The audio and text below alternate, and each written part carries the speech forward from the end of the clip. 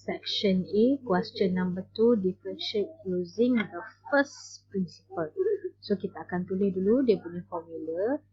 F, ini bukan F prime lah, ini adalah dy over dx equals to limit h approaching 0 fx plus h minus fx over h. So untuk soalan ni kita kena cari fx dia dulu. Okay, fx kita ada x square plus 2x. Okay dah. Sekarang kita kena cari fx plus h. X plus h kita ganti dekat x. So x plus h square plus 2x plus h. Okay, kita expand first. Dapat x square plus 2x h plus h square plus 2x plus 2h. Okay, and then kita masuk dalam formula dy over dx equals to, tulis limit h approaching 0 fx plus h ganti x square plus 2xh plus h square plus 2x plus 2h. Okay, minus, make sure you put bracket. X square plus 2x over h. Okay, kalau kita masukkan limit ni, kita akan dapat 0 over 0. So, kita punya purpose, kita nak darab. Kita nak cancel out h. Okay, so masih tulis limit h approaching 0. So, tengok ini adalah x square. Tolak x square. 2x dengan 2x. So, habis yang itu, kita akan dapat 2xh plus h square plus 2h only over h. Ingat, purpose kita nak cancelkan h. So, masih belum substitute, tulis limit dulu. H approaching 0, take out h. Dapat 2x plus h plus 2 over h. So, kita boleh cancel h. H habis. Okay, then bolehlah ganti. Okay, kalau tak nak ganti lagi, kita salin dulu.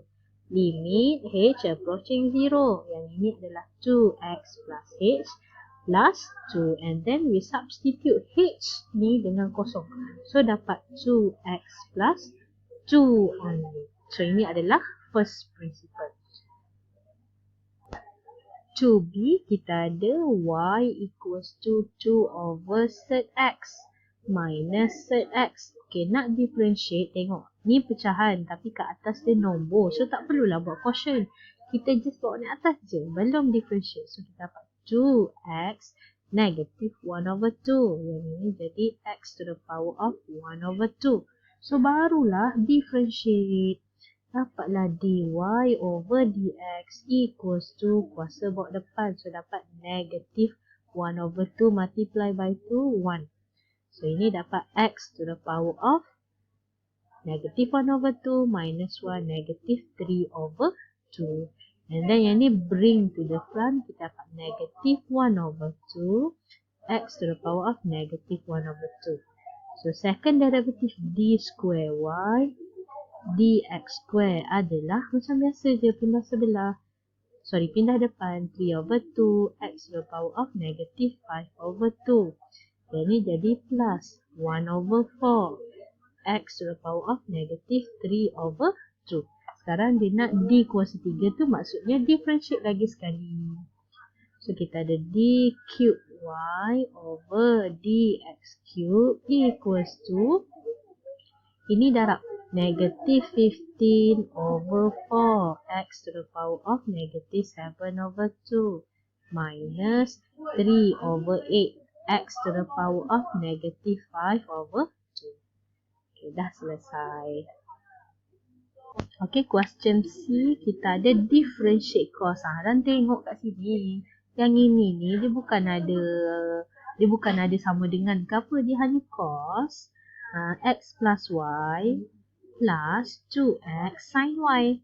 Tak ada sama dengan, tak ada dy dx tau. Tak payah. So, ini kita tengok, ini single. Tak perlu buat tak perlu buat product rule. Ini x tambah y, jangan pecah. Itu untuk log je. yang ini adalah 2x.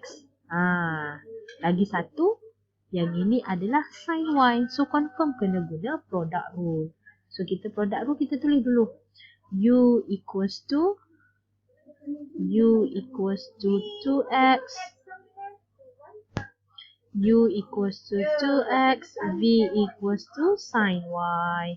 So U prime equals to 2. V prime equals to differentiate sin dapat cos. Angle masih y, dan differentiate angle dapat dy dx. So yang ini differentiate cos, kita dapat negative sin. Angle masih sama.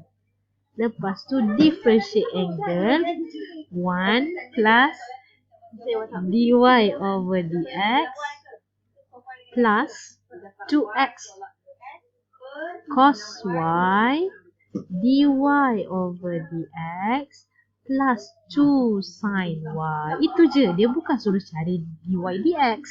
Dia suruh differentiate. So tak ada sama dengan. Okay, itu saja untuk soalan nombor 2.